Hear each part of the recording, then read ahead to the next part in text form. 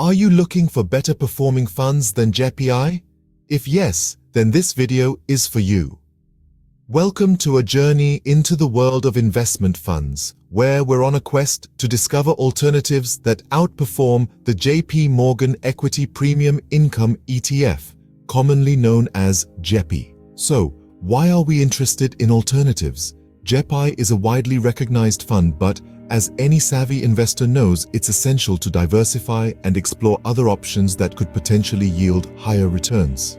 In this video, we'll delve into the performance of three funds: GPIX, GPIQ, and the JPMorgan Nasdaq Equity Premium Income ETF. We'll dissect their returns, volatility, and other critical metrics to provide a comprehensive understanding. Our goal is to equip you with knowledge and insights so you can make informed investment decisions. So, buckle up and get ready for a deep dive into the world of high-performing funds. Stay tuned to find out which funds outperformed JEPI. First, let's take a look at the GPIX fund. This fund started with a balance of $10,000.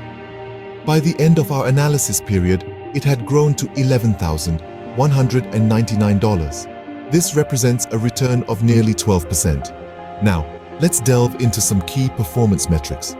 The standard deviation, a measure of volatility, came in at just over 10%. The maximum drawdown, which measures the largest single drop from peak to bottom, was a modest negative 3.65%. In terms of reward to variability, the Sharpe ratio stood at a solid 1.76.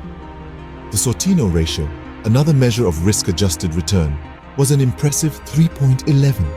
Finally, the benchmark correlation, which measures how closely the fund's performance tracks its benchmark, was near perfect at 0.98. As you can see, GPIX has shown a strong performance, outdoing JPI. Now, we move on to the GPIQ fund. This fund, like its predecessors, started with a balance of $10,000. By its end, it had grown to a remarkable $11,442. This indicates a return rate of 14.42%, which is striking when compared to JEPI's 6.11% return.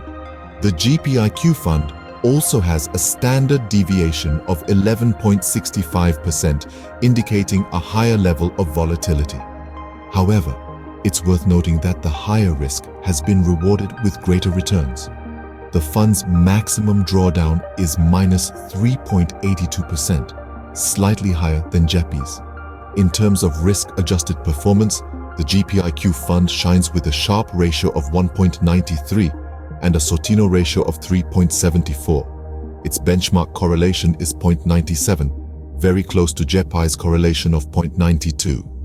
Clearly, GPIQ stands as another strong contender, surpassing JEPI in terms of performance. Finally, we delve into the JPMorgan Nasdaq Equity Premium Income ETF. This fund, as with the others we've explored, started with a balance of $10,000. But in this case, the ending balance is a whopping $11,550. That's a return rate of 15.5%, the highest among the three funds we've discussed today. The standard deviation, a measure of the range of possible outcomes, is just a touch over 10%, indicating a moderate level of risk. But let's not forget, higher risk often comes hand in hand with higher potential rewards. And in the case of JPMorgan Nasdaq Equity Premium Income ETF, those rewards are certainly tangible, as evidenced by the impressive return rate. The maximum drawdown, which is the largest single drop from peak to bottom in the value of a portfolio, is -3.3%. This is a relatively small drawdown, suggesting that the fund has been managed effectively to limit significant losses.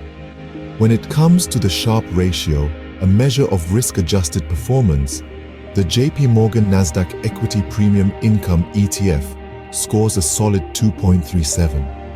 This is the highest Sharpe ratio among the funds we've discussed, indicating that the fund has provided a higher return for the same level of risk. The Sortino ratio, which differentiates harmful volatility from total overall volatility by using the standard deviation of negative portfolio returns, is an impressive 4.6. This is another area where the JPMorgan Nasdaq Equity Premium Income ETF outshines its counterparts. And lastly, the benchmark correlation is a perfect one. This means the fund's performance is perfectly aligned with the benchmark index, a sign of a well-managed and balanced portfolio. With the highest return rate among the three funds, JPMorgan Nasdaq Equity Premium Income ETF definitely offers a compelling alternative to GPI. To wrap things up, let's summarize what we've learned. We've explored three funds that have shown to outperform JEPI in terms of returns. GPIX, with an end balance of $11,199, offered an impressive return of nearly 12%. GPIQ wasn't far behind, delivering a robust return of over 14% and an end balance of $11,442. The JPMorgan Nasdaq Equity Premium Income ETF, however, stole the show with a return of 15.5% and an end balance of $11,550. The standard deviations for these funds were also well within acceptable risk levels. Furthermore, their Sharpe and Sortino ratios indicate they're not only offering higher returns, but doing so with efficient risk management. So, if you're looking for alternatives to JEPI, GPIX, GPIQ, and JPMorgan Nasdaq, Equity Premium Income ETF are definitely worth considering.